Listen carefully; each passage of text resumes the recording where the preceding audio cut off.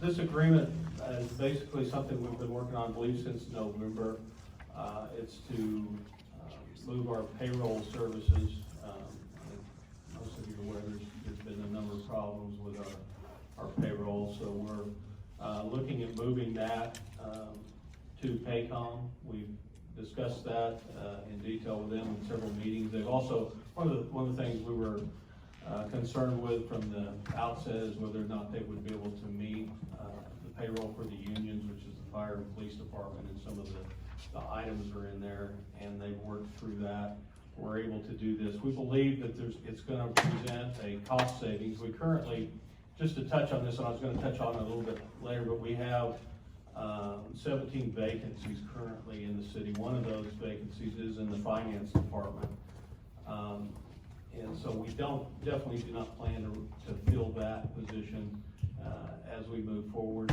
This, going forward, next year, a full year's cost of this will be approximately $36,000. We're paying a lot more than that for the payroll clerk, and we believe that we'll probably get more accurate records, and it will also has the ability to catch some glitches that we've had in our payroll in the past. Thank you. The contract was very thorough, it just wasn't very clear. I understand. Any other questions? Do I have a motion to approve item D? So moved. Do I have a second? Second.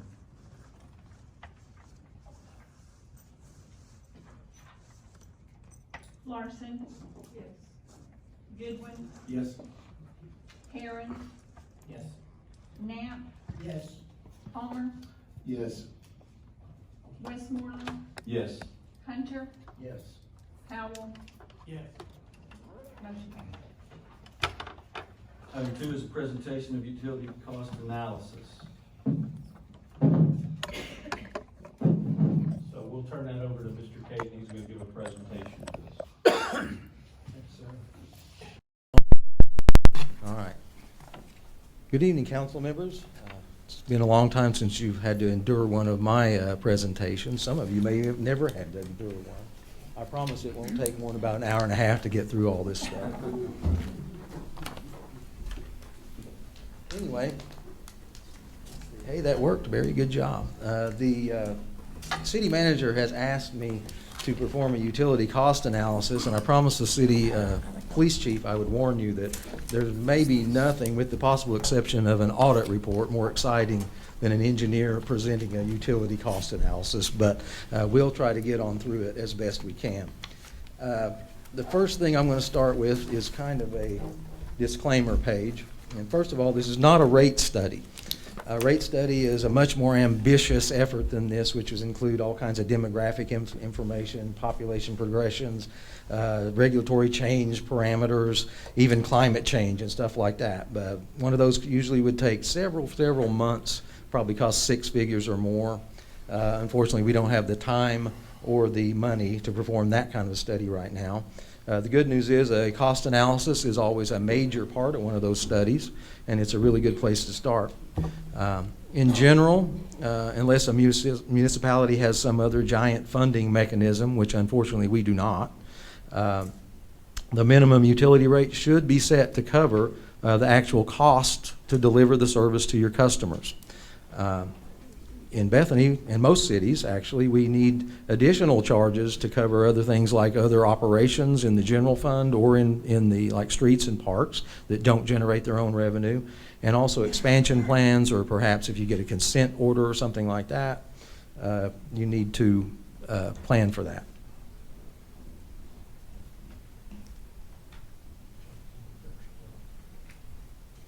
I'm sure it's Ronnie's fault.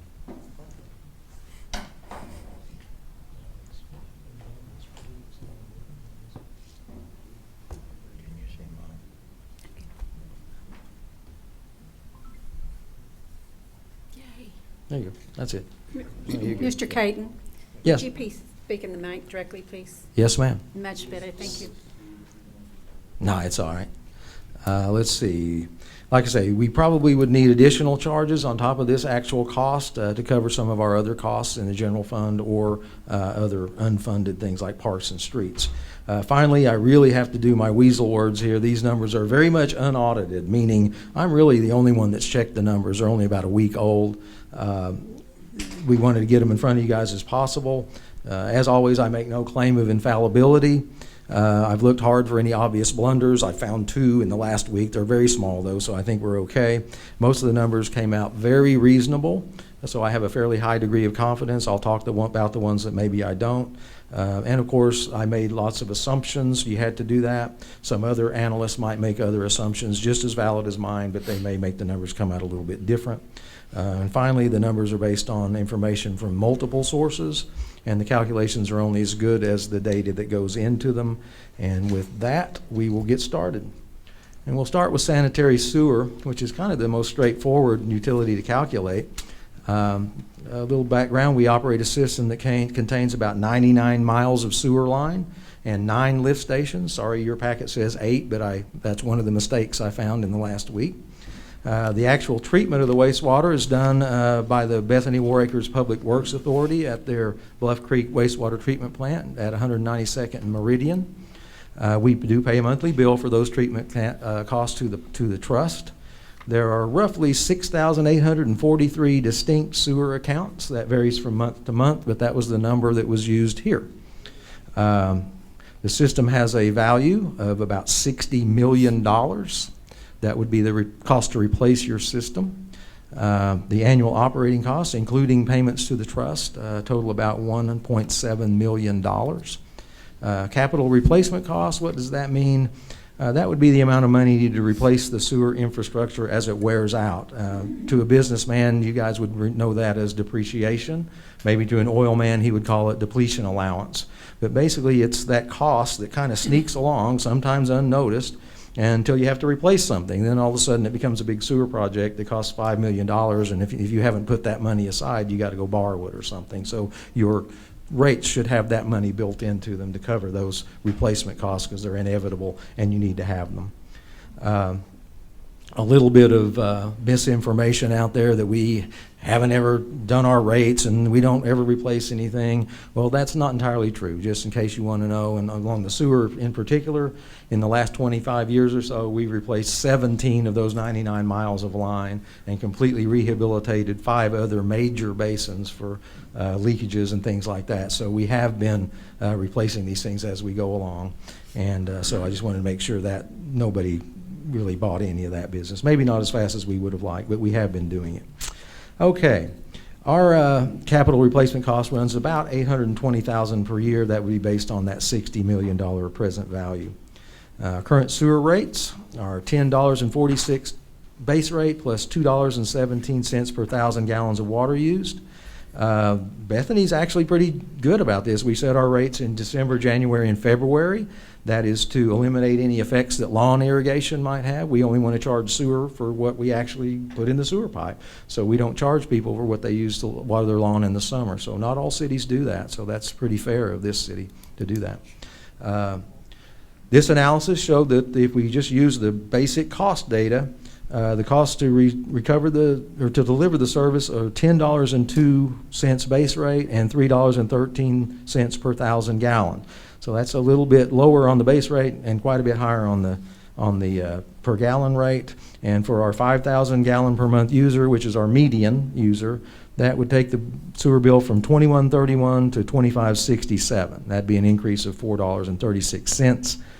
I need to note that an industrial or large commercial user might have special loads on the system, but I'm not really aware of any obvious reason why we charge a small business more than we do a residence. I can't think of any costs that would add to that unless they're doing something like putting oils and greases down or something like that. There's no just generic reason for that. Moving on to water. It's very similar to the sewer. The water system is 81 miles of lines, about 4.5 million gallons of storage, both elevated and on the ground. We do operate our own independent water treatment plant. It's fed by 25 shallow wells with about 7 miles of well gathering lines to bring that to the plant. The value of the water system is about $71 million, and we have about 6,936 distinct water accounts. Again, that varies from month to month. System operating costs, that includes personnel, water treatment plant chemicals, pumping costs, repair and maintenance, all that, about $2.2 million per year. And the capital replacement costs, again, our depreciation, about $1.1 million per year. Our current rate, $12.49 plus 3 1/4 per thousand for every 1,000 gallons over 1,000. What that means is the first 1,000 gallons is included in the base rate as you're set up now. The cost calculations show that the cost to deliver the service is about $13 base rate and $3.57 per thousand for all the water use, including the first 1,000. So that's a little bit of difference there. That means for the median 5,000 gallon user, the bill would be changed from $25.49 to $30.85 to get up to the cost. That's an increase of $5.36 per month. Again, I'm not aware of any obvious reason to charge a small business more than a residence. Some of the large businesses that have large meters, a large meter implies they have a big demand potential, and so your pipes have to be bigger and your plant has to be bigger and you have to have all that. So some cities choose to use a meter multiplier. For instance, Oklahoma City multiplies the base rate by 1.67 for a 1-inch meter over a 3/4. That would raise the base rate from $13 to $21.71, all the way up to a 4-inch meter. The multiplier is 21, and their base rate would be $273. So that reflects that capital cost if you chose to do something like that to try to recover those costs as well. I'm going to take this opportunity to talk a little bit about the cost to produce versus the cost to deliver. Last summer, there was some talk about buying water from Oklahoma City, a lot of water from Oklahoma City, and people were saying, well, we can buy it for $2.22 from them. That's cheaper than we pay. Well, that's just the cost to produce the water. We also have to pay about $2 a thousand, remember, for all the pipes and the people and the meter readers and the billing people and all that. So basically, if you buy a lot of water from Oklahoma City, all you're doing is paying $2.22 for water that you can produce for $1.48. That's what it actually costs you at the water plant to produce the water, and then about another $2 to get it to you and bill it and all that other stuff. So just wanted to clear that up, because we're probably going to have to go through that again this summer if we have to, just to let you know that your cost of production is significantly lower than Oklahoma City's rates. Let's go on to residential garbage. I hope nobody's offended by that term, and we can say solid waste, we can say sanitation. I like garbage. The garbage services are billed in a much, much more complex manner, but the residential services are fairly straightforward, even though they are all interconnected. But anyway, going along, the operating costs for the residential services run about $569,000 a year, not counting landfill. Our capital replacement costs, which are basically trucks and the carts, about $142,000 a year, and our landfill charges run about $210,000 a year. We currently have a 4 times per year bulk waste collection, or big trash. Costs each customer about $2.31 per month. We also have recycling containers up at the Public Works facility. That service costs about 11 cents per month per customer. For our current residential rate, a 2-cart user is $19.10 per month. That's a $16.60 base rate plus $2.50 for the second cart.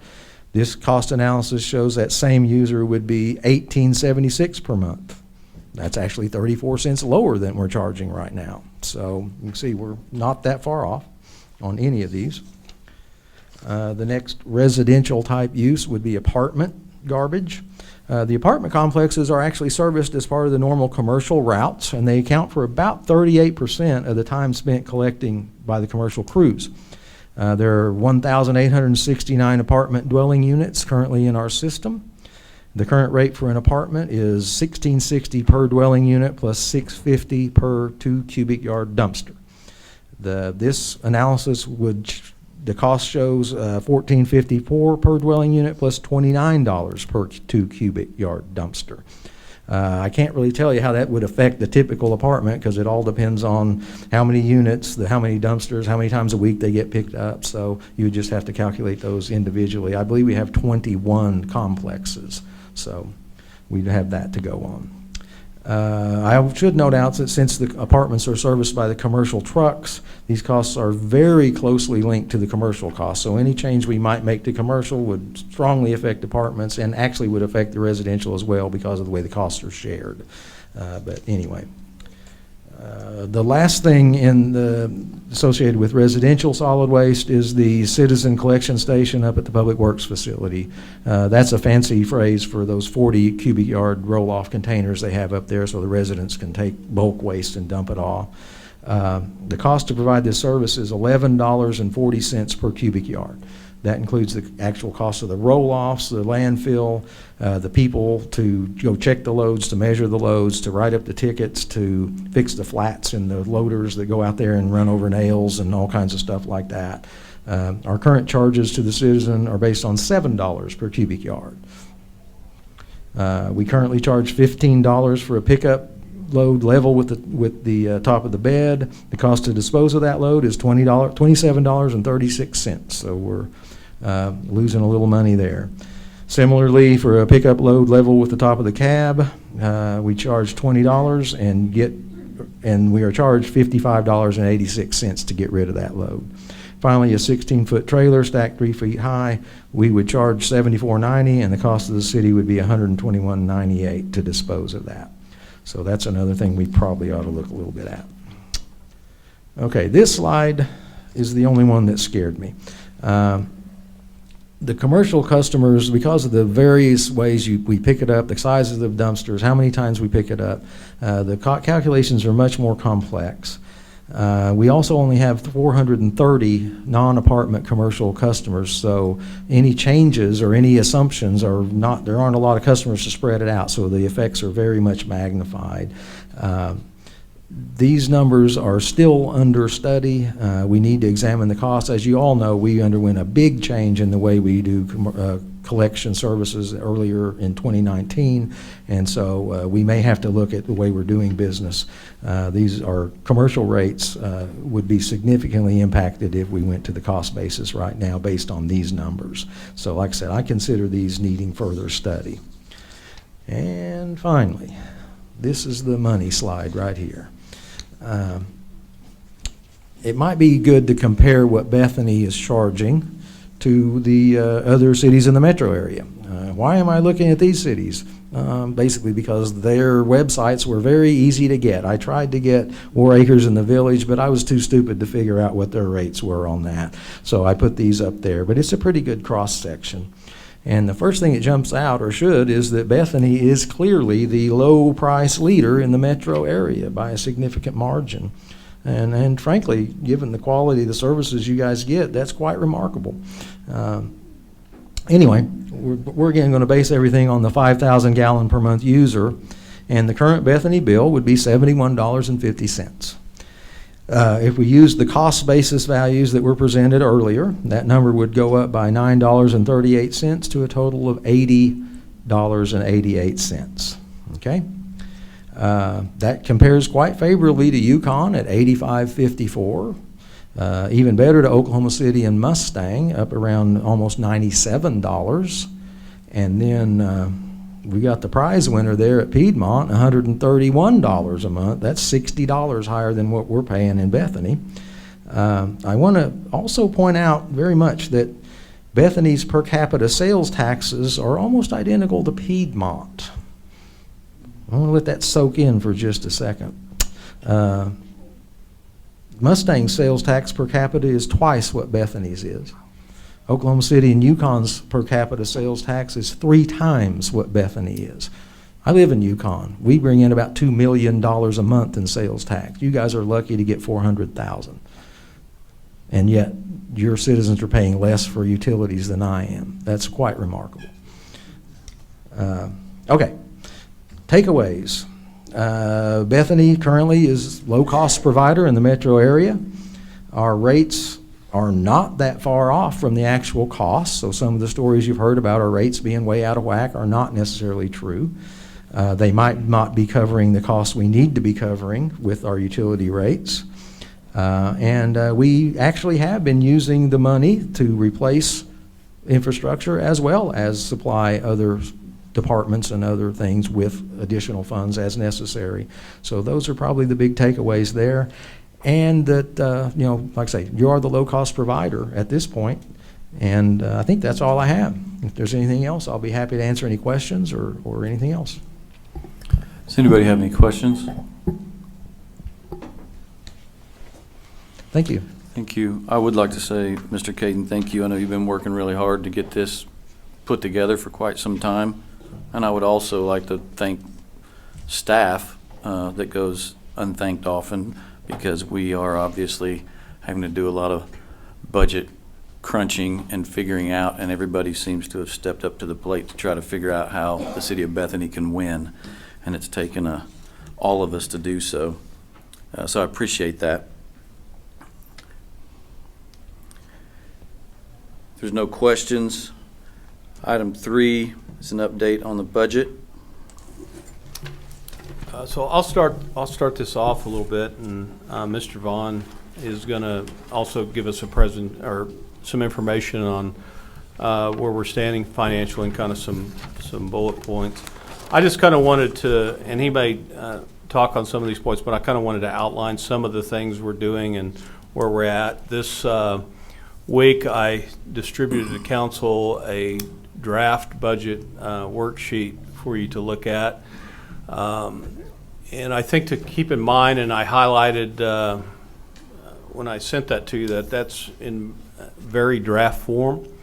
We are still getting in some of the numbers. For example, we're just about to get in our 2019 trial balance. We're about to get our finances caught up to that point where we're about to get that. If you'll recall, those finances have been way behind. Our outside accountants have helped to get that caught up, and we expect to have that in quickly. The other thing we're doing, we've implemented emergency cost, emergency spending. I've talked about that to some extent in the past. That is going well. We've also, when all this started back in December with some financial issues, we implemented a hiring freeze, and we analyzed that information this week. The city currently has 17 vacancies now. We have a total of 100 and, I don't have the numbers in front of me, but 140 some odd authorized strength. And through that hiring freeze and not hiring vacancies that we had at that time, we have 17 vacancies. We do have 3 overfills, so that would provide a total of 14 positions in the city that we don't have filled, which is about 10% of our authorized strength. So that's real important. We've been able to get to that. There's a number of other things we're doing. And we've talked about a lot of this in the past, but we're addressing dead water meters throughout the city. My department heads, as part of that information you received this week, have analyzed. We've had them analyze the budget 3 different ways so far, or their department budget, anywhere ranging from 12 to 20% cuts. Where we're coming in proposal-wise, we can see that that's not necessarily across the board, especially as it affects our utilities. So I think the proposals that you has cuts in there varying in the departments from about 5 to 37%. And I will say we have a lot more work to do on that budget and those numbers as we go on. I'll let Mr. Vaughn come up, and he's got some bullet points he wants to talk about, and then we can address any questions that you might have also.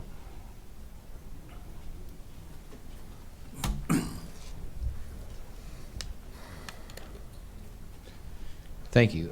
Hopefully I'll be able to talk to you all monthly and give you updated financials going forward. Right now, I'd just like to sort of elaborate on what the city manager was speaking about. First, the good news, the spending controls that were instituted in December have so far resulted in savings in December and January of 10.2% in the general fund and 18.3% in the public works fund over last year at the same time. So those spending controls are working, and it is helping us get a little bit of a handle on where we are and what we're going to need to do to make up the budget deficit that we've had. I'm sorry. Can, Thank okay, you. is that Thank you better? very much. Can't see this if I have that.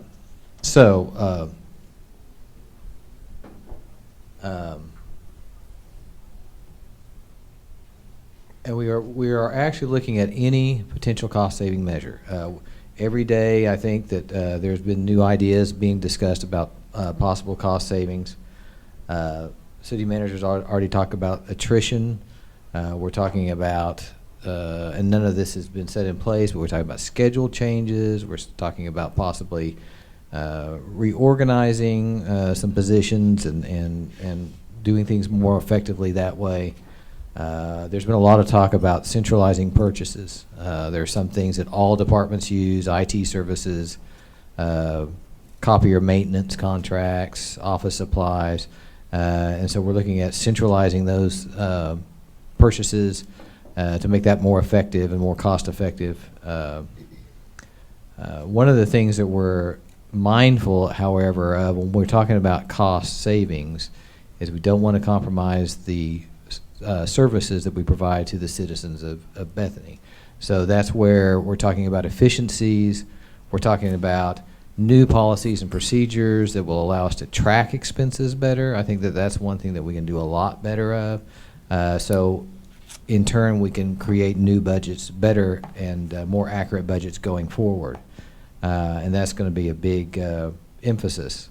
We're looking at possibly looking at different ways of funding things like the retirement plan. Again, we're mindful of not taking away anything from people who've been working here and what they've already built up, but going forward and looking at different ways to do the retirement plan. We're just looking at everything that we possibly can. We had given a projection earlier of about $2 million shortfall in the budget this year. I don't see anything that changes my mind that that's not going to be the case.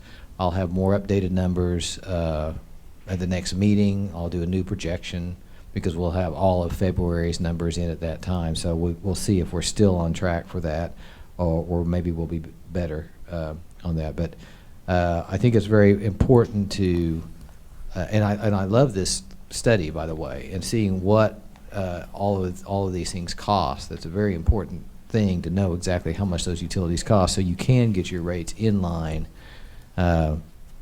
instead of just sort of guessing or going along with what things the way they've always been done.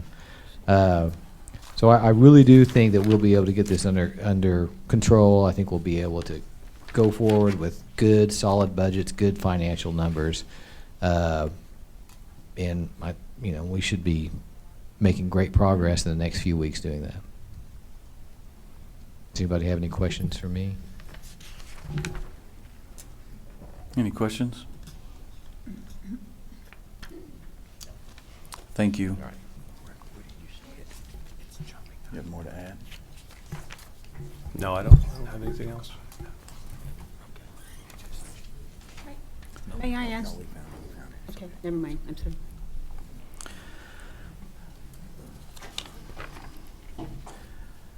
Item 4 is consideration and possible adoption of resolution number 1587, a resolution of the City Council of the City of Bethany establishing utility rates for water, sewer, and solid waste services and declaring an effective date for April 1st, 2020. I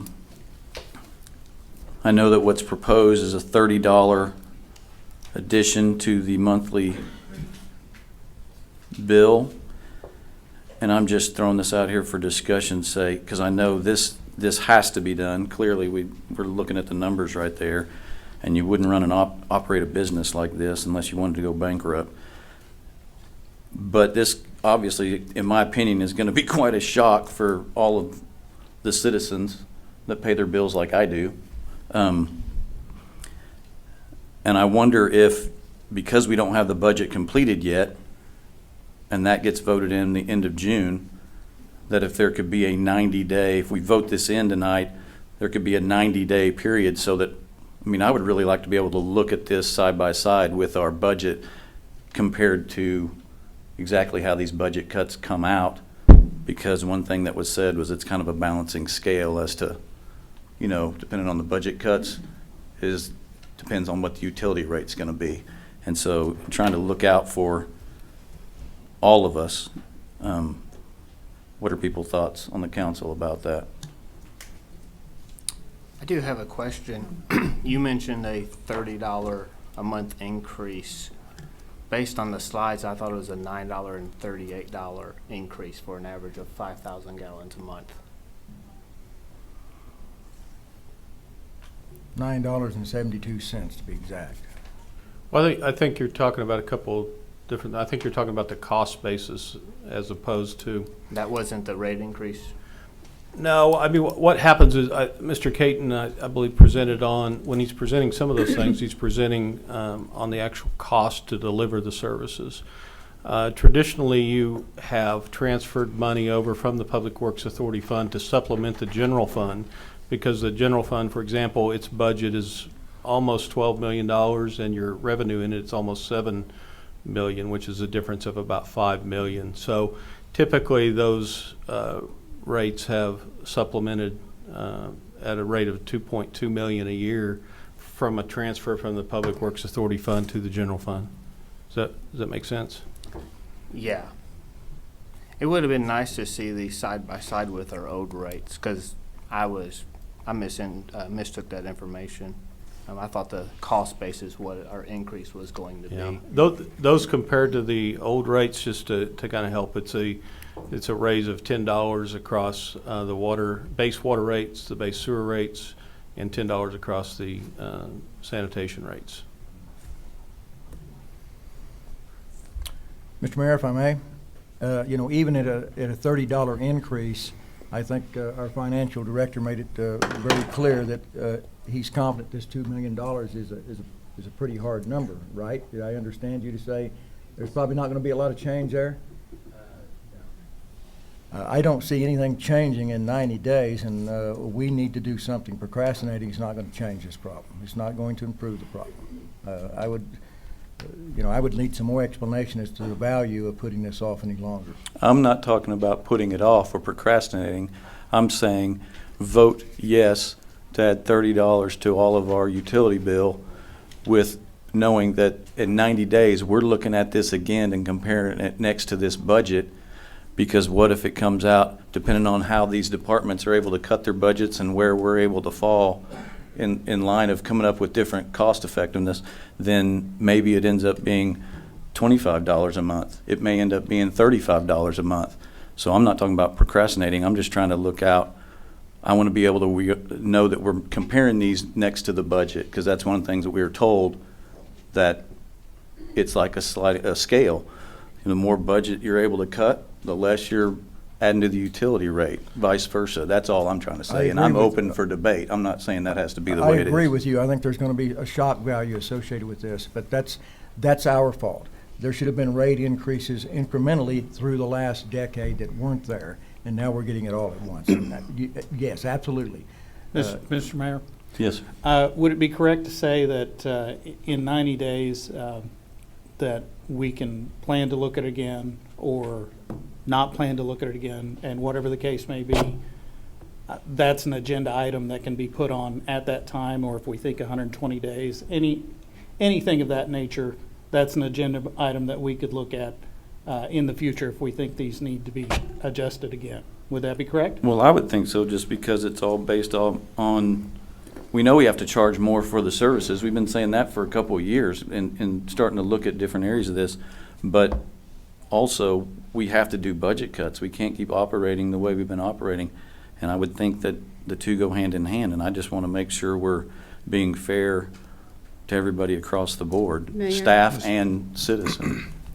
I think that we owe it to not only our staff, but more importantly to our citizens, that we know that we have been negligent in not pricing our services like we should have been. The initial shock that Mr.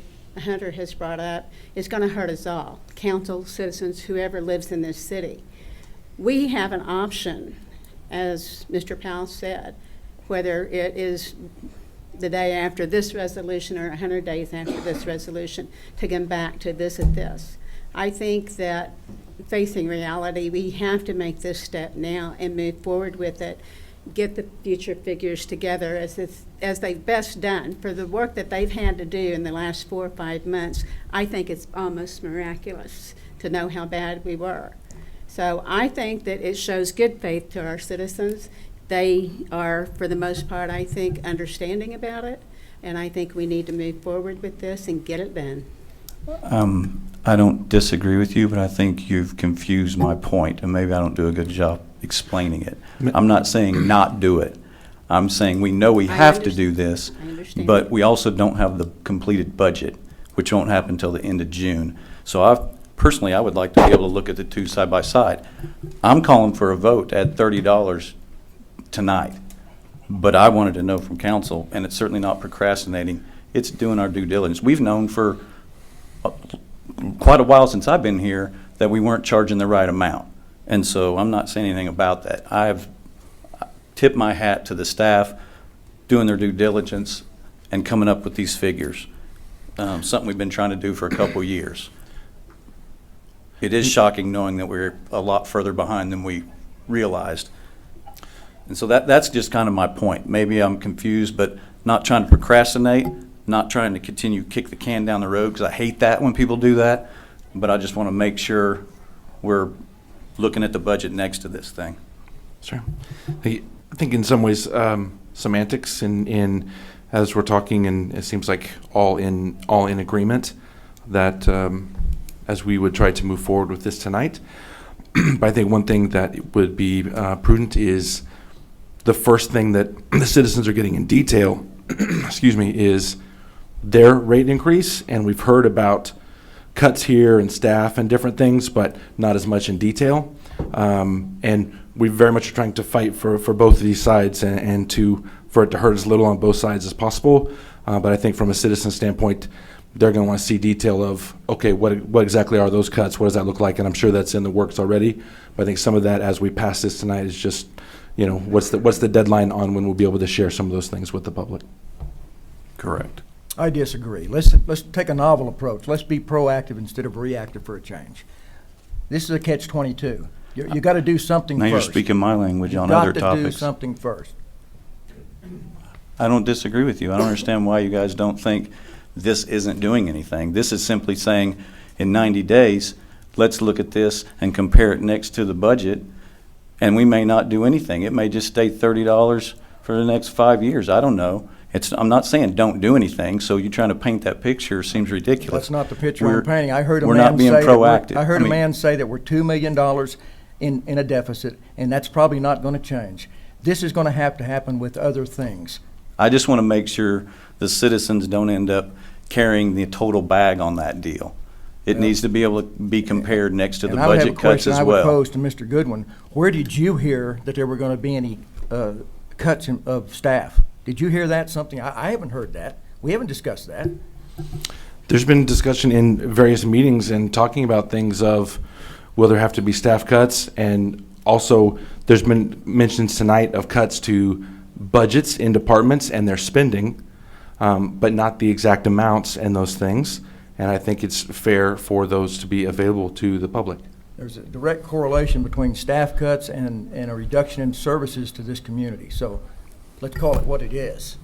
And that's what we're trying not to do, is to diminish the services we're providing to this community. Which is exactly what I've been doing since I was elected, sir, because I was This asked isn't to... about you, Mr. Mayor. Hey, don't interrupt me. You're not the chair of this meeting. I've been busting my tail making sure people don't get laid off here in this city since I got elected.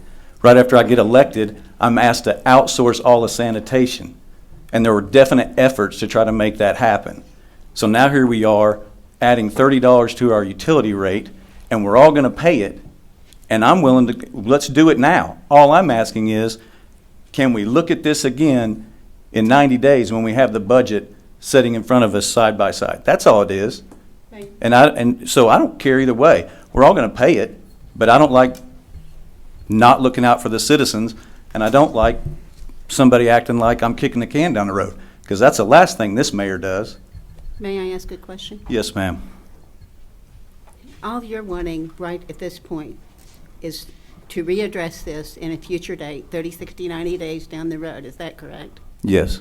Okay. I want to So call are- for the vote to add this now, and in 90 days, let's set the budget down and these numbers and say, with the budget cuts that have been made, hopefully not personnel losing their job, but whatever happens, we can look at this and say, $30 works. Fantastic. And I believe it probably will. Mr. Caton's a very smart man. Let me finish, please. Mr. Mayor? Are you asking for that to be part of the motion, Yes. to have that in there, when in fact, you have it already? You already have that option. It So doesn't- then why is it a big To deal? look at it in the 90 days, if that's what you choose to look at, or at the point we have the budget. Okay. I'm asking why we have to have it in the motion. I don't know what's the big deal of not having it in the motion? Then, because you already have the option. You already have the option to it. Mr. Palmer? Mr. Mayor, if we pass this ordinance, the residents of Bethany are going to have to pay $30 more starting April 1st, 2020. Is that correct? I calculated on ours, we use less than, personally, I have my bill with me, and we sat down and calculated based on the figures that were provided in our packet, and our cost will be $23 additional to what we're paying now, not 30, 23. And that's based on 3, not 5. Well, and I understand that. I guess my concern is I want the residents of Bethany to know exactly what's coming down the pike, to the extent that when they get their bill, they're going to know specifically what that dollar amount is and when it's going to hit. Because we're going to have people on fixed incomes and things that are going to have to make adjustments in order to get their bills paid. And that's what needs to be considered at this point. And so in my mind, it's a matter of notification and advance notice of the change that is about to happen. And we need to ensure that the residents understand that, and they understand exactly why we're doing it and the reasons why we're doing it. And I think we've done a good job of discussing that tonight, but can we definitively say, as of April 1, you're going to, as a resident of Bethany, you're going to see a $30 increase in your utility bill? Is that fair?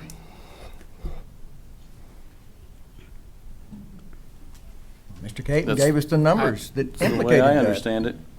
Well, so for purposes of full disclosure, we're going to have a rate increase in April 1, if this ordinance passes, of $30 per resident in the city of Bethany. And from what I understand, how many utility customers do we have at this point, Mr. Caton?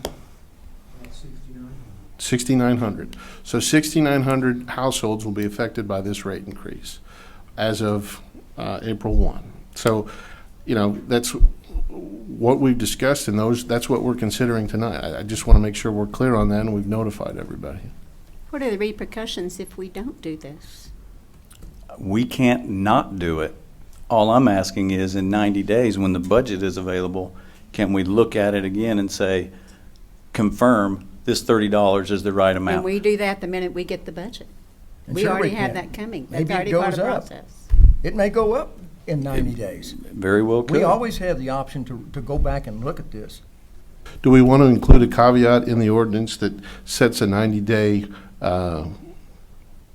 point where it's back on the agenda based upon the motion or ordinance that we passed tonight? Is that an option?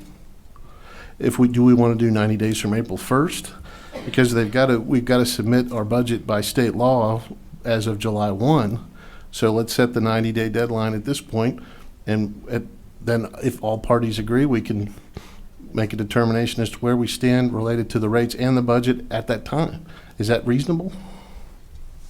We have a resolution already written that says there's going to be a price increase as of April the 1st. Mr. Caton has told us that needs to be $30 per household. And you made the comment. Excuse me. Mr. Caton didn't say $30. Well, Mr. Caton I said retract you're that. $9.38 short on a cost basis. The city manager has decided to meet our short-term cash flow problem for this fiscal year, a $30 a month increase would go a long ways to helping reduce that $2 million that Mr. Vaughn told us about. We will now work on getting the actual rates as far as the rate tables and everything to make something happen in conjunction with the budget numbers that we're all working on to cut costs. I know I told the city manager I would very much prefer to have the cost cutting done and then see how much we need to raise the rates, and he said he would too, but we don't have time to do that. We need money now because we're going to be $2 million short, and that's against the law. We can't end the year $2 million short. We have to have more money. And there are other sources of money, but it's going to have to come from somewhere, and that's what the hurry on this is. I can't speak for the council. I can't speak for the city manager. But if I have anything to do with it, we're going to do exactly what everybody wants to do. We're going to cut the costs as we can, and then we're going to have to make it up with utility rates. There's not a whole lot of choice there. Those are your revenue sources. But the reason I'm up here is because the $30 is, I don't want to say it's a guess. It's what engineers call the swag. I'm not going to tell everybody what that means. But it is based on very large numbers, and we think that that is going to be close, looking at the deficits we have and all that. But until we get the real numbers, we don't know. I don't know what else to say. If I have anything to say about it, we will do exactly what everybody here wants done. We will do that. I can't tell you when it's going to happen, but it should happen before the budget year is up. Mr. Gayton, I have a question. I don't mean to interrupt. If we implement $30, will we be able to recoup the $2 million deficit by the end of the fiscal year? Yes or no? No. That's a no? No. Do we know what the estimated income we would receive based upon? $200,000 a month would be a total of $600,000 approximately.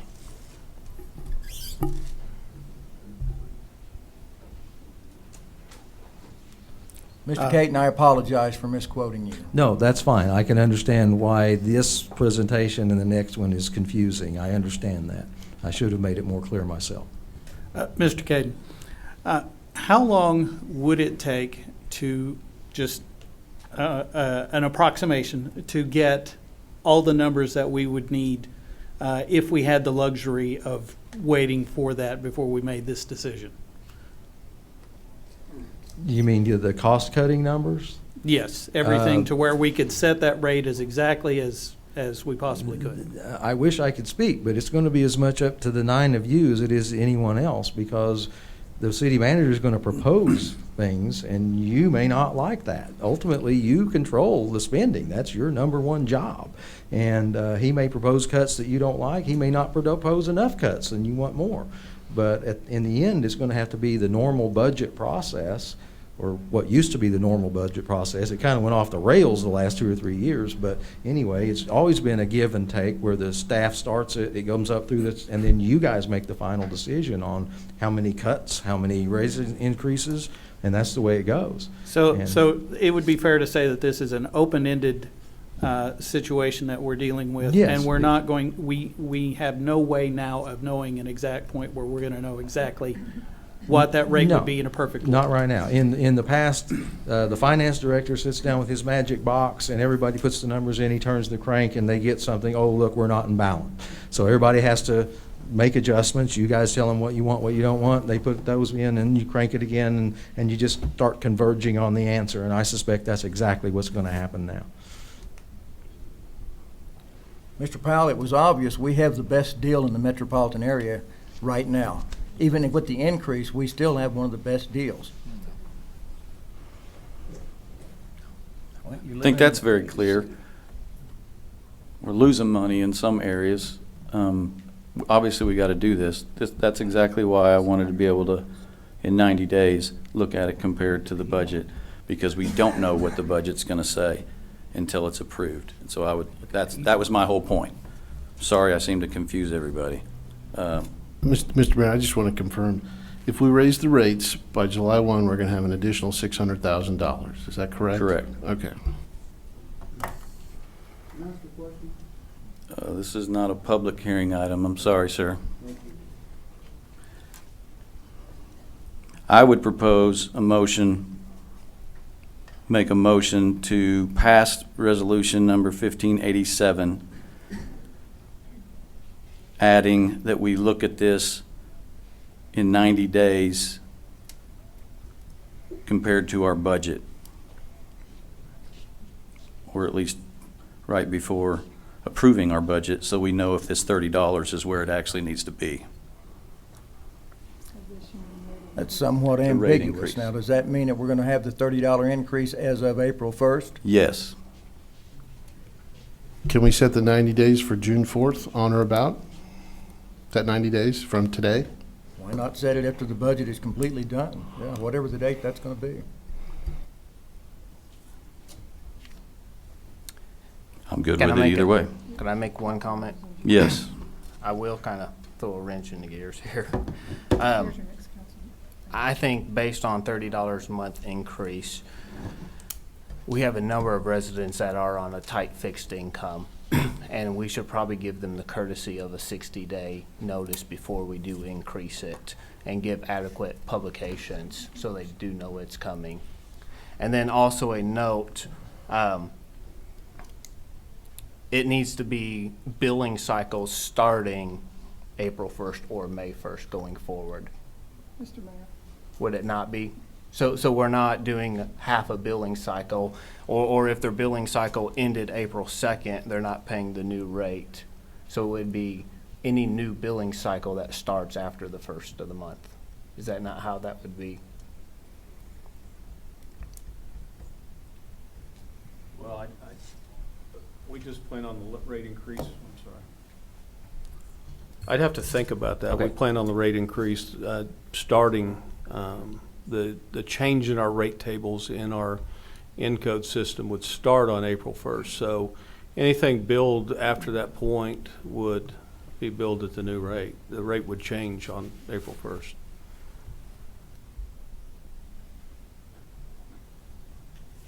You had a question or a comment? Yes, can the clerk read back what the motion is?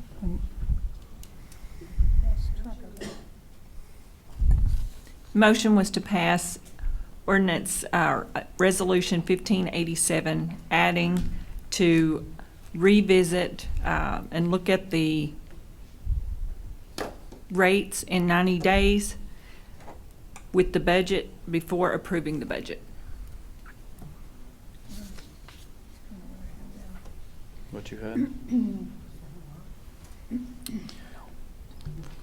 Because then we're not, because waiting 60 days is 60 days, we're hemorrhaging here financially in this city. I don't think we can afford to do that. Well, we do have other accounts, though. What do you Mr. want, Mayor? where you want to pull it from? There's a lot of us that come from different walks in this city. Some of it's going to be easier to come with $30 a month. Some of I it's fully going to be agree. difficult. Oh, you're So- preaching to the choir here. I'm just asking, where would you want to pull those funds from? You said we have funds in other places. We got hospital, we've got a lawsuit, go. water lawsuit. We don't want to touch that money. So, and that would take another council vote. Mr. Mayor? Yes. Last year, when we were approaching this subject before the budget revelation had come to light, we had this discussion, and I was very much in the same place with Councilman Herron of giving proper notice. But I think there was actually one other conversation subsequent to that as well, where we're talking about there's going to have to be a rate increase, but we were trying to get a more full study. And so, as hard as this is, I feel like we have, through a couple different times, waited on that, and as much as it's hard tonight, I feel like we need to move forward with the rate as proposed tonight. You know, Mr. Mayor, someone made the comment that 6,900 people are going to be affected by this. 6,900 people are affected by every decision that this council makes. Would you agree? Yep. 6,900 people are affected every time we make a decision, good, bad, or otherwise. And staff. And staff, absolutely. Yep. I don't think this is a bad decision. And this council. We're all affected every decision that we make. I'm going to have to pay the same thing we're voting on here tonight. All I wanted to do was look at it compared to the budget in 90 days. It was as simple as that. Do I have a second? Second.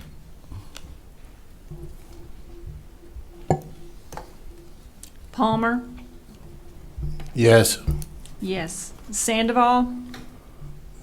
Yes. Yes. Westmoreland? Yes. Yes. Heron? Yes. Yes. Larson? Yes. Yes. Goodwin? Yes. Yes. Powell? Yes. Yes. Hunter? Yes. Yes. Knapp? Yes. Yes, and the motion passes. Item 5 is consideration and possible approval of mayor's appointment of Councilmember Matt Goodwin to the Route 66 Tri-City Commission. Do I have any questions or a motion for approval? I make motion to approve. Do I have a second?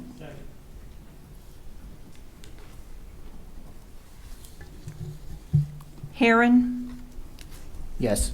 Yes. Goodwin? Abstain? Knapp? Yes. Yes. Westmoreland? Yes. Yes. Powell? Yes. Yes. Larson? Abstain. Palmer? Yes. Yes. Hunter? No. No. Sandoval? Yes. Yes. And the motion passes. Item 6 is a public hearing item, consideration and possible approval of a special use request by Jose Garcia, property owner, for the purpose of building a 2,400 square foot accessory building at 3509 North Council Road, contingent upon one of the 2 existing accessory buildings being torn down. And I believe we have a report.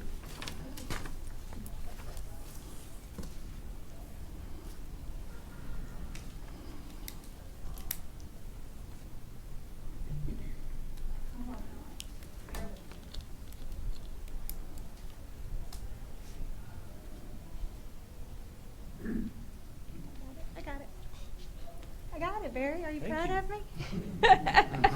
Pardon me, Amanda, would you guys on the back, would you like some seats? We can move some seats back there on that wall.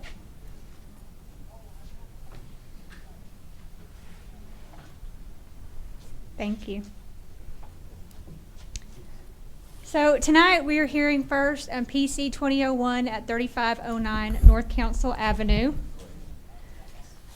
This is for an accessory structure over 240 square feet. Our ordinances state that for any accessory buildings greater than 240 square feet in size, the following additional conditions and restrictions shall apply. It also has to come before planning and zoning for approval and then to city council for approval. So our ordinance states that the height of the accessory building measured at its highest point shall not exceed the height of the primary building measured at its highest point. An accessory structure cannot be used as a dwelling unit. The roof pitch of the accessory building should be the same as the predominant roof pitch of the primary structure. An accessory building shall not be located on a lot that's not occupied by a primary building. If the primary building on a residential lot is destroyed or removed and not rebuilt, then the accessory structure has to be removed as well. And then the accessory building approved as a special permit use under this section should not exceed in size the greater of 50% of the gross floor area of the primary building or 10% of the total recorded area of the lot on which the primary building is located. So that is the standards we look at when we're approving these accessory structures that are greater than 240 square feet. So some property information for this particular piece of property. The zoning for this piece of property is R1, which is our single family residential. It's surrounded by CR, which is our commercial restricted, and R1, single family residential, and the total lot area at this particular piece of property is 1.43 acres. The current build lines here are a 25-foot front setback, a 10 and 5 side, and a 20-foot rear. Currently there is a single-family home, and the proposed structure is a 2,400 square foot accessory structure. So project assessment, the use of the accessory building is going to be storage and potentially a horse barn, because I believe the structure he is going to take down as part of this, if approved, is the horse barn that's currently there. The primary building is a residence. The square footage of the house is 2,732 square feet. The accessory building is a proposed 2,400 square feet. The height of the accessory building is 18 feet and the primary building is 28. The roof pitch is a 412 on the accessory structure and a 512 on the primary. The accessory structure is going to be a metal roof and metal exterior. The house is a composite roof, and then the exterior wall covering is rock and stucco. So some additional project information. The building is proposed to have 2 garage doors facing east. There is going to be electricity run to the building, and the wall height will be 10 feet. The structure will have a concrete floor. It's going to be metal, painted the color of the house. The residence currently does have a 2-car garage, and in this particular instance, this does not exceed 10% of the total recorded lot area of the lot of the primary residence. So as part of planning and zoning's approval of this, they did ask that the applicant take down one of his 2 existing structures. He does have 2 existing accessory structures on the lot right now. One is 300 square feet and one's around 500 square feet, the horse barn. And so he did agree that if this is approved, he will take down one or the other, saying probably the horse barn is what he would take down. Staff would work with him to make sure that accessory building is taken down before the new accessory structure is put up. And this is an aerial view of the piece of property we're talking about, with a primary structure view next, the residence. And this is the proposed building, a sketch of the proposed building. Just like with any accessory structures that are approved before construction, he'll have to turn in engineer stamp drawings for us. And then additional placement information. The rear of the structure is going to be 20 feet from the rear property line, which falls within our setbacks. The side setback on the north side is 5 feet, and the building's actually going to be 20 feet from the north property line. And then the side setback on the south is 10 feet, and this building's actually proposed to be 85 feet from the south property line, so it will fall within our setback standards. So planning and zoning unanimously voted to allow the accessory structure with the condition that one of the 2 structures on the property has to come down. And they did say which structure is left solely to the applicant. They didn't care which one it was up to him, but one would have to come down before the new one went up. And that is all I have on this one, but I am open to questions. Thank you. This is a public hearing item. Is there anyone here from the public who'd like to speak on this item? Is there anyone on council that has any questions? I have a couple. Yes, ma'am. The assessor's map looks that there's 3 buildings accessories. Are one of those already removed rather than just 2? I believe so. The applicant's here, and I'm going to let him come up and answer those specific questions. To the mic so I can hear. No one is removed yet. Okay, so you only have 2. I only have 2, yeah. Okay, and which one are you I think I'm gonna consider tear off the garage and the entry. That way I can do the drive to the building. So you're taking the 500 square foot one down? The 12 by 30. I'm sorry? It's about 360 square feet. Okay. We're still going to have more storage than we have square footage on the house at that calculation. Excuse me? We're still going to have more square footage with the new building than we have in the house. No, the house is 27. And you're going to have about 29 with your all combined storage, even if you tear one down, if I'm understanding. Yeah, I'm going to have, roughly. Okay. And then, correct me on the ordinances. We have no, other than the roof line, the material of the roof is not specified in our ordinances. Is that correct? Okay. That is correct. Okay. Are there going to be any utilities in this building? No. And Well, just you're electrical- using it for electrical. storage. Are you using it as Electrical. storage for your, I'm sorry. Electrical. It will he be said. electrical. Well, you got to have a light. Yeah. Um, That's like a utility, no? Do you have a business you're going to store your equipment in? No, it's just for storage, my cars. Okay. Yeah, I mean, I don't like hailstorms. They damage your cars, when it gets to 110 degrees, the damage paint from cars and all that. Okay. So I like to have room to store. Okay. I like to keep my things in good shape. Okay, thank you very much. I have a question for the applicant. Yes, sir. Now, did you do all of the renovations to that home? Yes, I did. It's a very nice looking structure. I know that's not the first one you've done in Bethany. Thank you. Yeah, And you've made you're right. very nice improvements. It does look Yeah, wonderful. very nice. It does. Thank you. That's all. I just wanted to double check that. All right. Mr. Mayor, make a motion to approve. Do I have a second? Second. Any other question?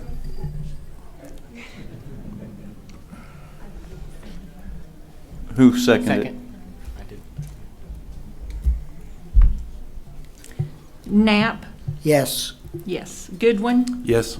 yes. Heron, Yes. yes. Hunter, Yes. yes. Sandoval, Yes. yes. Westmoreland, Yes. yes. Larson, Yes. yes. Powell, yes. Palmer, Yes. yes. Motion passed. Item 7 is also a public hearing item, and I'll Can I ask let, a question? yes, sir. Do I have the chance to change like a pole barn, or I have to do a metal like I said in the beginning? First of all, I say I want to do a metal building, but I got a price from a company to do a pole barn. So can I change it if I say metal building? That, you'd have to work with community Oh, development on that, okay. yeah. Okay. All right. So thank you. Thank you. Thank you all. Have a great night. You too. I'm going to turn this item for reading over to our city attorney. Number 7, consideration, whoops. Thank you. Consideration and possible approval of ordinance number 1989, an ordinance amending the zoning ordinances, map, and comprehensive plan of the city of Bethany, Oklahoma by including a planned unit development overlay zoning district, PUD, the property described as part of southeast quarter, northwest quarter, southeast quarter, and northeast quarter, southwest quarter, southeast quarter of Section 20, Township 12 North, Range 4 West, as more specifically described hereinafter, which there's an attachment with a much longer description, to Bethany, Oklahoma County, Oklahoma, by approving a preliminary development plan, requiring approval of a final development plan, and providing conditions of development of the property, providing for repealer and severability, and declaring an emergency.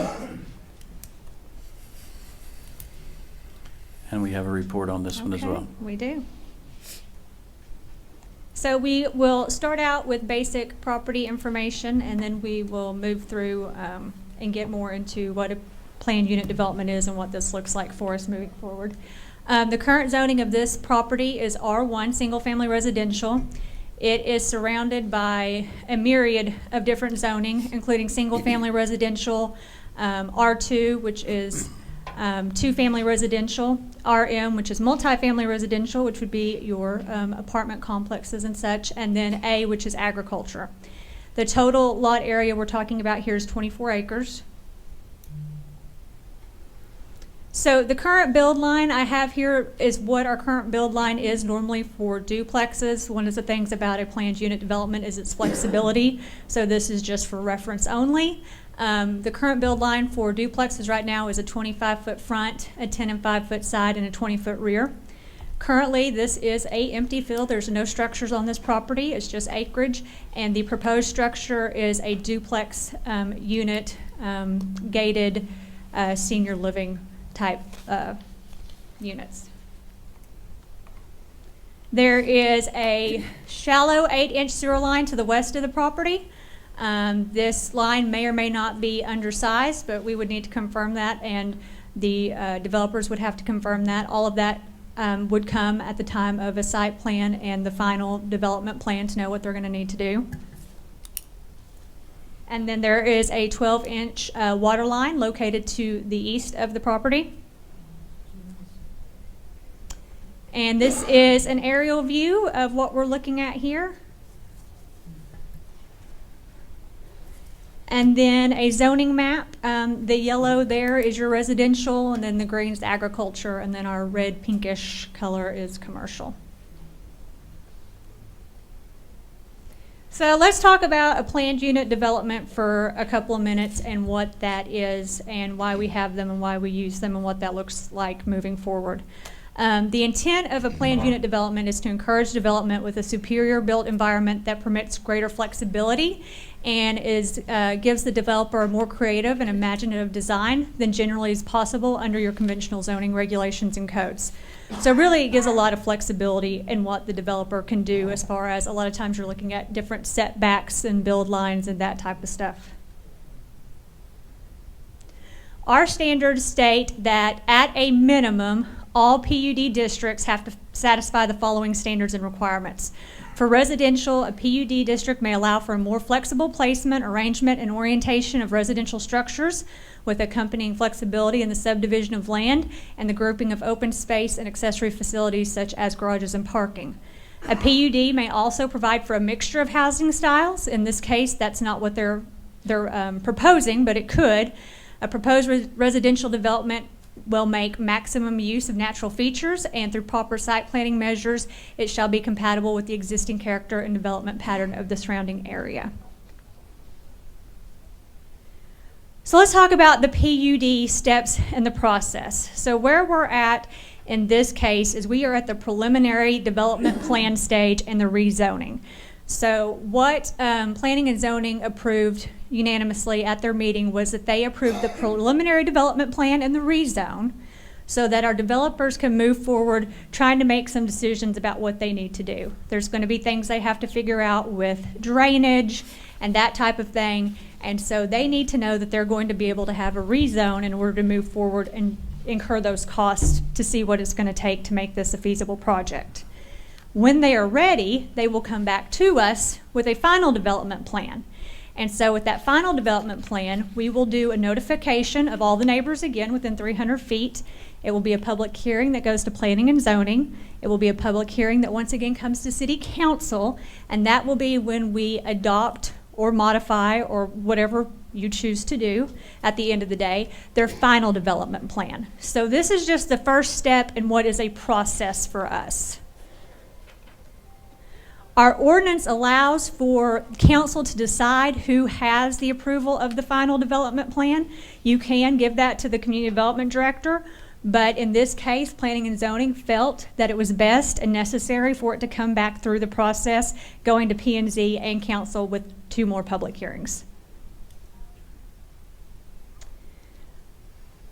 So, our PUD ordinance, no building permits are going to be issued for any or all portion of a PUD district until the final development plan has been approved, which we're not even talking about that tonight or looking at that tonight, but that's our ordinance calls for that. If substantial construction has not commenced within 3 years after the date of the City Council's approval of that final development plan, the Community Development Director shall review the development plan to determine whether the plan should be voided or remain in effect. So we also have things in place to protect us so that in 3 years they're not sitting here not starting construction and doing anything with that piece of property. Now, I think there has been some confusion that came out of the Planning and Zoning Committee meeting from the public that this would mean it would be opened up as a planned unit development for just anybody to come in and build something at that time. That is not how a planned unit development works. So a planned unit development approval and zoning is going to be specifically for this project and this project only. If this project does not happen, nothing else is going to happen until it comes back through the process and we start all over again. So, like with everything, we look, where does this fall in line with our comprehensive plan? We have our 2030 comprehensive plan. Our comp plan strategy map calls for these areas to be potential development areas. It doesn't specify what type of development, just future development. The areas that front 23rd Street are marked on our comprehensive plan for commercial mixed use. And then one thing that we've talked about a lot, or you've probably heard me talk about a lot, is the missing middle housing. And that is one thing our comprehensive plan does call for a lot, is that we need a mix of new housing type.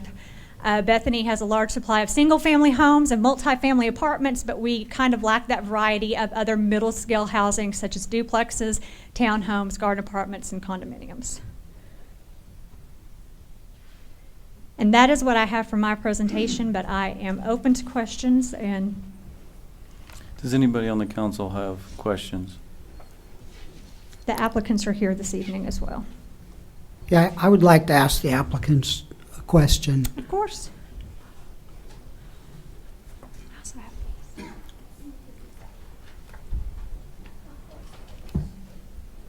I asked a question, just an estimate, at the Planning and Zoning meeting about what potentially, how much it would cost, what kind of a project scale this is going to be. And you said I was pretty low. You said $1 million. I said $1 million. Is this on?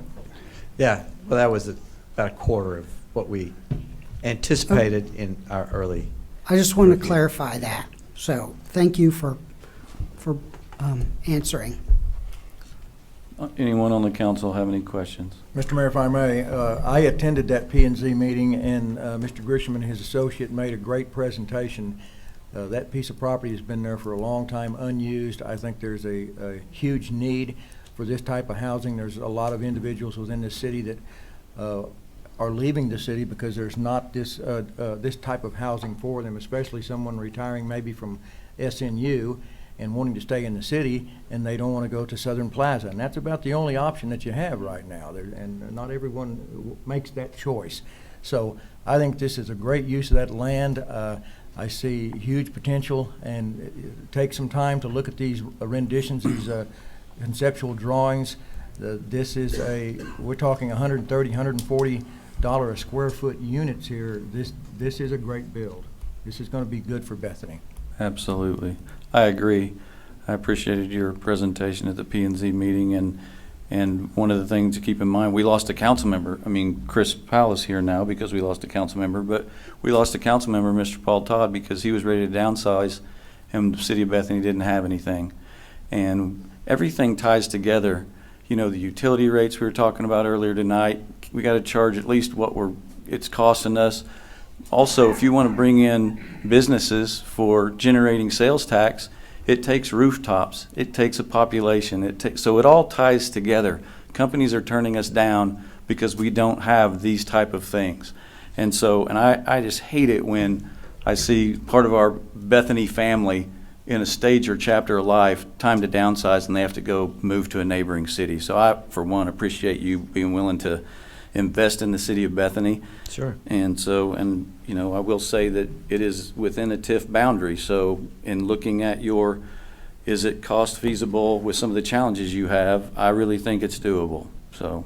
Mr. Mayor? Yes, sir. I'd also like to thank you for coming to the city of Bethany. We made a concerted effort to change the charter. We had a restrictive provision in our charter that prevented the development of apartment complexes. And I think with that, we sent a message to you, who are the future developers that we were looking for, to come into Bethany and to make a difference and really provide a need for our housing that we haven't had. So I just want to reiterate how grateful we are. We're thankful that you're here, and we look forward to driving through that area and showing it off and allowing that segment of our population to live in Bethany, spend money in Bethany, and be here for the duration. Thank you. Thank you. Mayor, if I may. Yes, ma'am. I too want to thank you, and am truly excited about this. I have to tell you a story, a short one, I promise. We were at our Beth this last week. She does not live in this city, but she wants to live in this city. And she said, we just don't have any senior living here.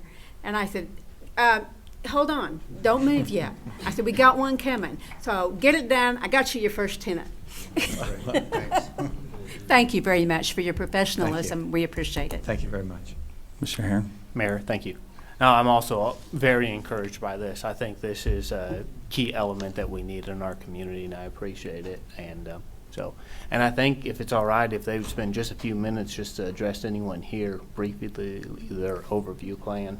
Well, yeah, it's a public hearing, so I was going to jump to the public if they had any questions. But yeah, by all means, if people want to see what you're doing, I think they'd be interested in seeing. Is there anyone from the public that wishes to address this item before they show it off? Before or after, I don't care. You can go before.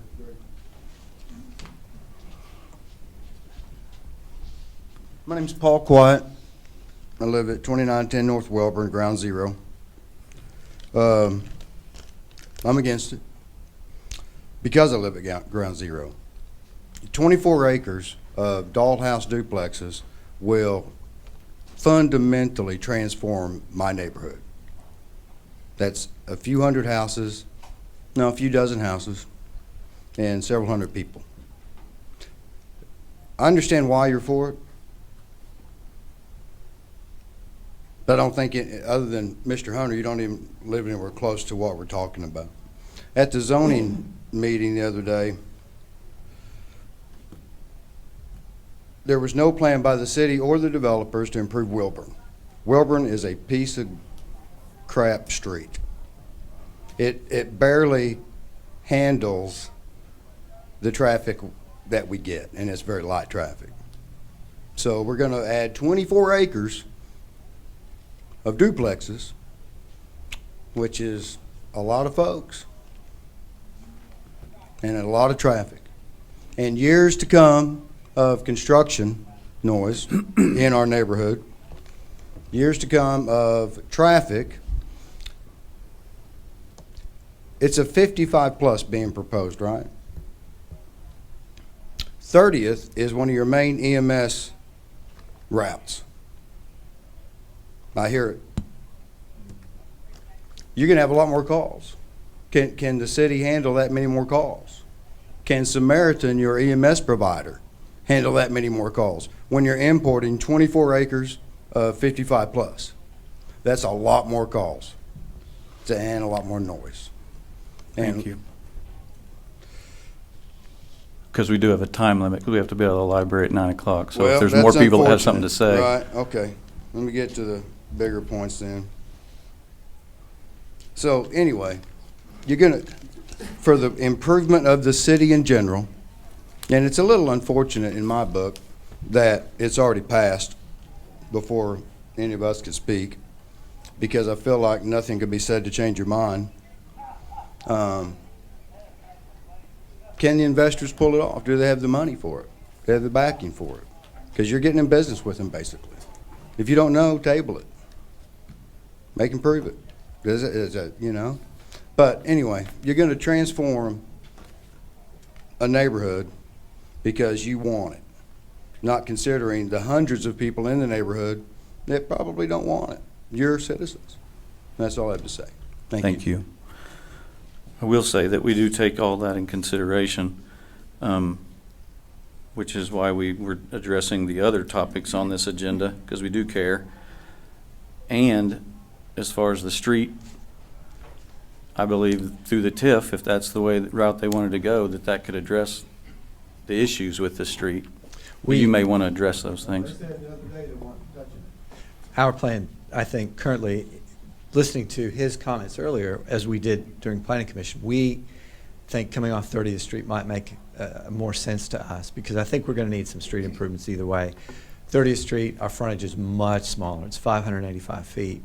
It's, what, 2,000 feet on Wilburn, so it's not going to... 30th would need a turn lane. Right, we'd have to expand that lane, and it's expanded, right, from Alexander over, it's expanded up to the corner of our property. We would continue that expansion on to the east, so... Right, yeah. So we heard him and understand that what he's saying really makes sense to us, is that Wilburn was too tiny a lane to really be an effective entrance for us. So, and again, I was hoping Mr. Caton would still be here, because he has been a very important part of our process in terms of discussion for all of these dimensions of this project.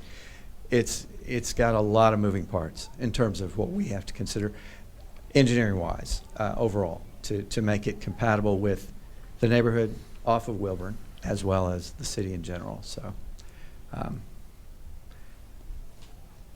Paul, we heard what you said. We're trying our best. Mr. Mayor? Yes. As a part of the PUD process, those issues are going to be addressed and will be presented just as Amanda has explained to us, and the council will have an opportunity to work through that and consider those as we finalize these plans in order to get it constructed. Is that right? That's right. That's correct. So Yes. it's not like we're making a hard, fast decision at this point. We're working towards this PUD project to ensure that everyone's needs are addressed so that we can do this in a productive manner, obviously, in a timely manner, so that you can pay good money to get things done in order to get these homes ready to be occupied. Right. Our engineering costs, I mean, we've initiated it, obviously, but they're going to be extensive. We've got a lot to do, so we understand that. Well, and I think that's an assurance to the public that we're working together. Is there anyone else from the public that wishes to speak on this item?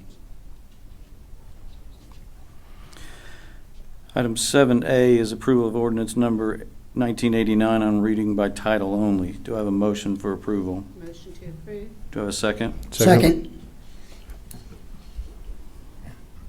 Powell? Yes. Hunter? Yes. Yes. Sandoval? Yes. Yes. Palmer? Yes. Yes. Westmoreland? Yes. Yes. Heron? Yes. Yes. Knapp? Yes. Yes. Goodwin? Yes. Yes. Larson? Yes. Yes. Motion passed. Item 7B is approval of sections 1 through 6 of ordinance number 1989. Do I have a motion for approval? Motion moved. for. Do I have a second? Second.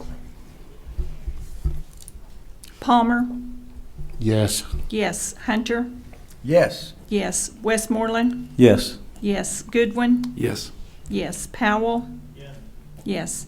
Heron? Yes. Yes. Sandoval? Yes. Yes. Larson? Yes. Yes. Knapp? Yes. Yes. Motion passed. Item 7C is approval of section 7 of ordinance number 1989, the emergency section. Is there a need for passing the emergency section? We need the emergency session, do we not? Yes. I make a motion. Do I have a second? Second.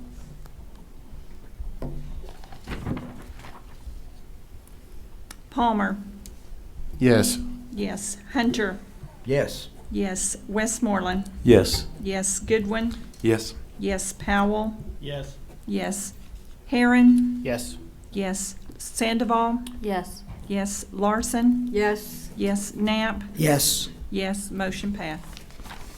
Item 8 is consideration of possible approval authorizing Crawford and Associates under their current professional services agreement to conduct a transitional audit of the City of Bethany's financial matters in lieu of a state audit per the state auditor's suggestion due to the state auditor's workload and their time constraint. Do I have a motion for approval or any questions?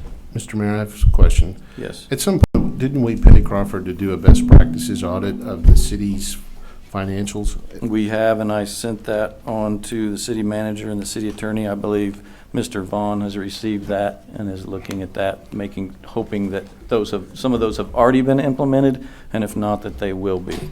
So for purposes of clarification, once we did that, we could rely on that report to create an additional report and maybe not overlap or duplicate that effort. Is that fair? As far as the best practices, yeah, but this doesn't necessarily have anything to do with best practice. Okay, that's what I need to know. Thank you. Essentially, from what we were told, the state auditor, correct me if I'm wrong, is 4 or 5 months out from even to be able to think about the City of Bethany, and Crawford and Associates could get started and not waste time. Essentially, right? Yes, and I'd also like to say that was prior to the legislature coming into session, and legislators get moved up, and so it's going to be probably pushed back even more now. Mr. Mayor, how much is this going to cost? We've received an initial estimate of $9,500. That could change if the scope changes. But that's if they need to look at additional things, it could cost more.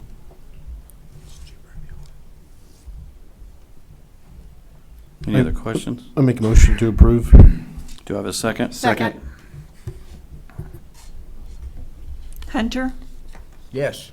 Yes. Goodwin? Yes. Yes. Knapp? Yes. Yes. Larson? Yes. Yes. Powell? Yes. Yes. Westmoreland? Yes. Yes. Palmer?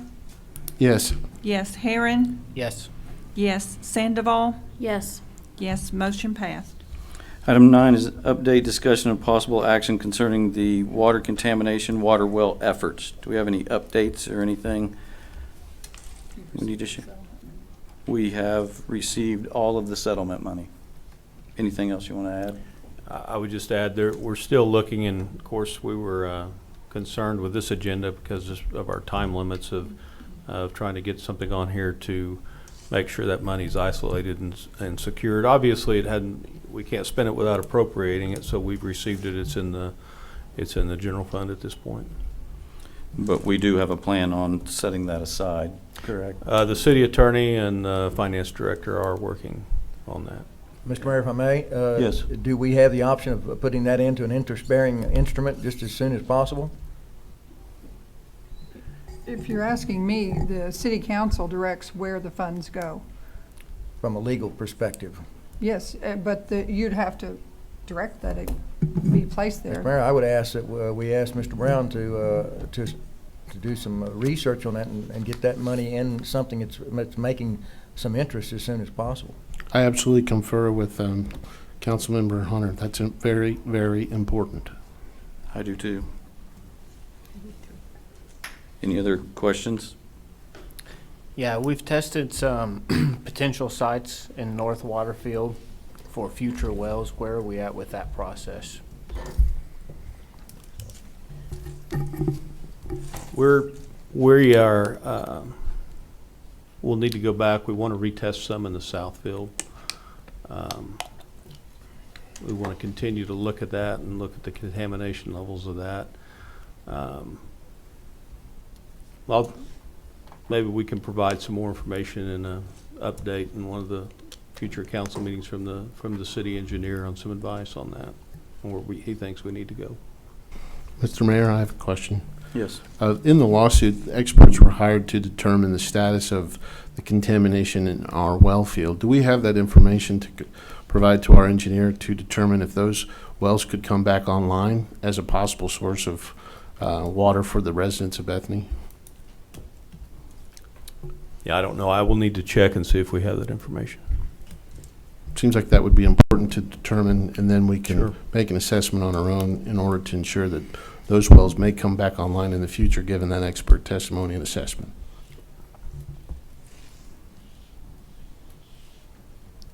Item 10 is citizens' opportunity to address the council on general topics related to city business or service. It's a 3-minute limit. No action may be taken on matters under this item. Is there anyone wishing to address the council this evening?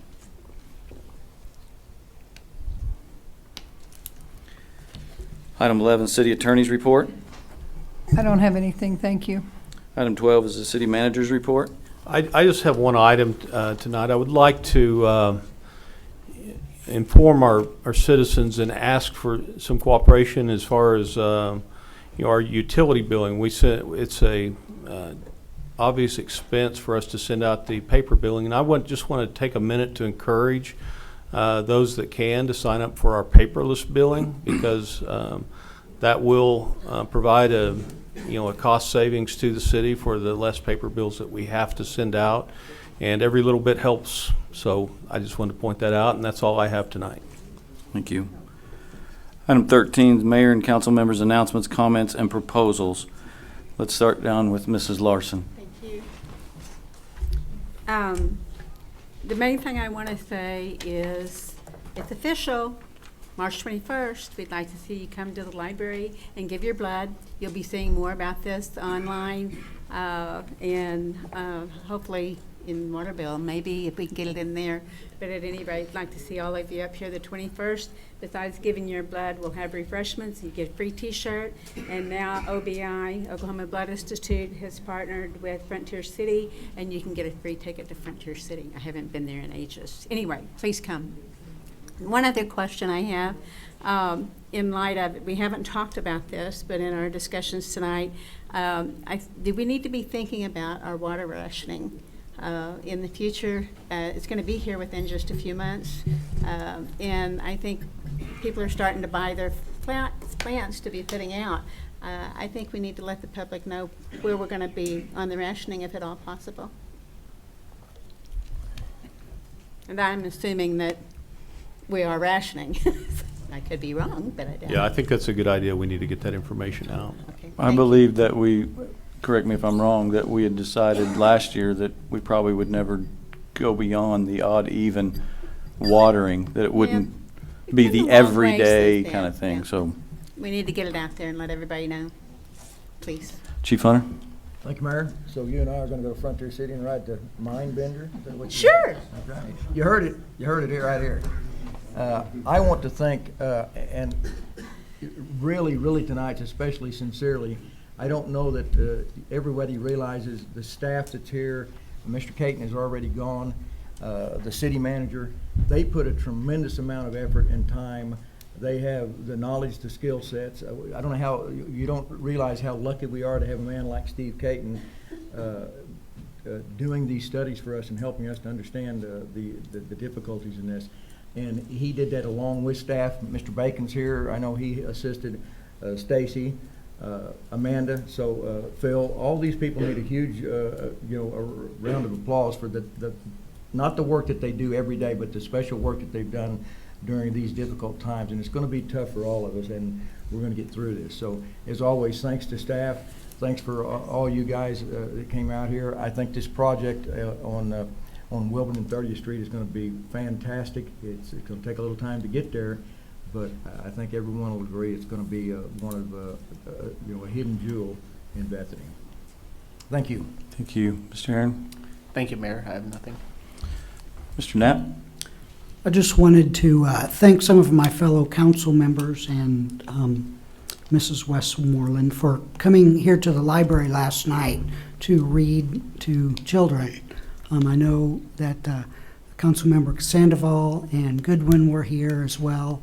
I'm not sure if anybody else was, but it was a great experience to see all of the kids in this room and that here enjoying Read Across America Week and Dr. Seuss's birthday.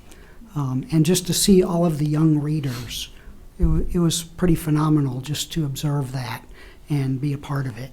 But, I think we should always thank the library staff for making this room available for us to have this meeting, these meetings. And we have a great asset here.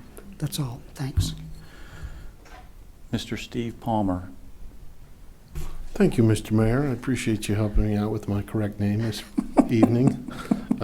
Didn't want to embarrass you in any way. But I would like to congratulate the men and women's basketball team for Bethany High School. They've made it into, I think, the regional tournament, which is a great deal. The girls' team is on a 3-0 hot streak, so looking forward to participating and watching that as it happens. And we've got a game Friday night in Stillwater with the boys' basketball game.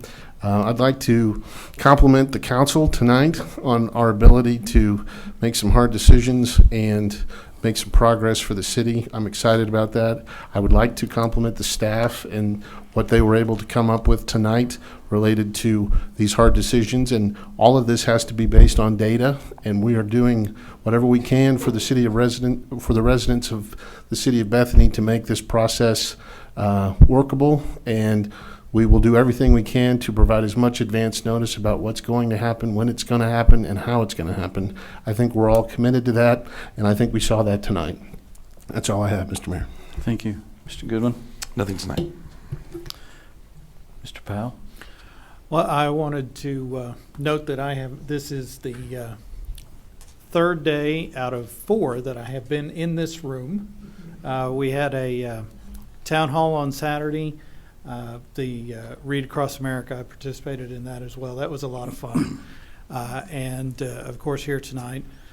So making use of the fine facilities here at the Bethany Library. A couple of things I wanted to touch on about that town hall.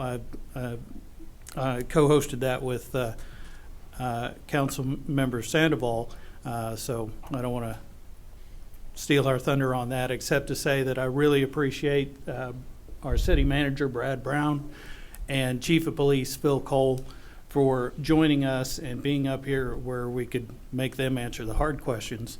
And we had great turnout for that. I also attended the ACOG, Association of Central Oklahoma Governments meeting on Thursday. A couple of things I wanted to pass along from that. One is we had a legislative update, and I won't go into a lot of detail except that there was one thing that was brought up, Senate Bill 1241, which is one of some others that are called preemption bills.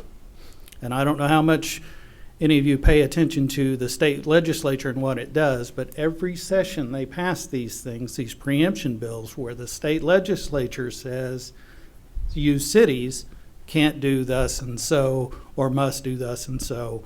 They take that away from us, and I think that's antithetical to the American way. You're in this city, this is your city, it should be run the way that you choose, not the way a bunch of people down at 23rd and Lincoln choose. The other thing that they did talk about was a federal issue, the U.S. Census, and something that was pointed out that I was not aware of is that college students should be counted where they are on April 1st. So every student that we have at SNU should be counted as a citizen of Bethany, and hopefully increase, if those are counted correctly, that increases our population and will increase the amount of money that is available to us through grants and various programs from the federal government for the next 10 years. So I'm going to make the effort to reach out to our colleges and make sure that any on-campus students that they have, that we try to count those here for the good of Bethany, because they're living here, using our resources, being part of our community, and we not only want to embrace them as part of our community, but we also want to embrace them in that census count because it makes a difference going forward. And that's all I have. Thank you. Mrs. Sandoval? Thank you. So I hope everyone was able to cast your vote in the Oklahoma primaries and proudly wearing your I voted sticker. I want to thank everyone who showed up to our Ward 1 town hall, included Mayor Westmoreland and Councilor Larson, which so graciously baked some cookies and brownies that actually both Councilor Powell and I were fighting for towards the end. It was a great turnout with over 30 constituents in attendance, and we are already working and organizing our next town hall, so stay tuned. So thank you all for showing up tonight as well. It's a great turnout at our city council, and it shows with the lack of availability of parking out there, honestly. And now in Spanish, espero que todos hayan podido votar en las primarias de Oklahoma y llevar orgullo su sticker que dice yo voté. Quiero agradecer a todos los que vinieron al foro de Ward 1, incluyendo al alcalde Westmoreland y la concejal Larson, que tan gentilmente horneó algunas galletas y brownies por los cuales luchamos tanto el concejal Powell como yo. Fue una buena participación con más de 30 constituyentes presentes. Ya estamos trabajando en organizar nuestro próximo foro. Gracias a todos que están presentes esta noche. Se puede ver demostrado con no parqueadero allá afuera. Thank you. Gracias. Thank you. Yes, Saturday I was able to attend the town hall, Ward 1 town hall meeting, and I mentioned it was very courageous of the two council representatives to call a town hall meeting and listen to the citizens amidst of our budget crisis. And I would extend the challenge to any other council member here to do the same thing in your ward, because it was a really great turnout and really great information and great questions, so I enjoyed that. I'd also like to say, like Chief Hunter, that, I really appreciate our staff. I know they don't always believe that about me, because I think a lot of times they wish I would disappear because I ask questions that sometimes they're thinking, God, this guy is annoying me. But I really do believe that we have the greatest staff, and that they're working overtime and above and beyond to try to help us as a city not just survive but thrive, and that means a lot. And so I just wanted to say thank you. And also, I've heard it said that tough times never last, tough people do. And this is just a moment in time that the city of Bethany and we're going through, and we will get through it, and we'll be better because of it. We'll be a stronger city because of it. I fully believe that. Not comfortable, but wish we wasn't having to do it, but it is what it is, and I'm willing to face the challenge along with anybody else, and I will not leave the fight no matter what. I want to thank the council for passing the Matt as the council representative for the Route 66 Tri-Cities Commission. That is something we've worked on for a couple years now. That's gained the attention of the governor and lieutenant governor, and the city of Bethany's led the charge. And it is all about marketing and promoting and trying to do economic development on Route 66, something that we often forget. We have this great asset that runs right through our city, and I believe we need to capitalize on it. And so I think that's a very important thing we've done tonight. And contrary to popular belief, I honestly don't dislike people that don't agree with my ideas. I'm just going to throw out ideas, and it doesn't bother me if somebody has an alternate idea or an idea that we could do it a different way or a different direction. And so I challenge bringing those ideas. I do not necessarily care for when people will vote just simply because I irritate them and they don't have another idea or plan. If you got a plan, then fantastic, let's hear it. So again, we will get through this. There's no better place to live than the city of Bethany, good times or not so good times. Item 14 is new business. Do we have any new business? With no new business, I declare us adjourned until March 17th, 2020. With that, I call to order the Bethany Public Works Authority. Item 1 is a consent docket, A and B. Do I have a motion for approval? So moved. Do I have a second? Second. Heron. Yes. Goodwin. Yes. Yes. Knapp. Yes. Yes. Westmoreland. Yes. Yes. Powell. Yes. Yes. Larson. Yes. Yes. Palmer. Yes. Yes. Hunter. Yes. Yes. Sandoval. Yes. Yes. Motion passed. Item 2 is new business. Do we have any new business? With no new business, I declare us adjourned until March 17th, 2020. I call to order the Bethany Hospital Trust. Item 1 is a consent docket, A and B. Do I have a motion for approval? So moved. Do I have a second? Second. Westmoreland. Yes. Yes. Palmer. Yes. Yes. Powell. Yes. Yes. Goodwin. Yes. Yes. Sandoval. Yes. Yes. Knapp. Yes. Yes. Heron. Yes. Yes. Hunter. Yes. Yes. Larson. Yes. Yes. Motion passed. Item 2 is new business. Do we have any new business? With no new business, I declare us adjourned until March 17th, 2020. I call to order the Bethany Development Authority. Item 1 is a consent docket, A and B. Do I have a motion for approval? So moved. Do I have a second?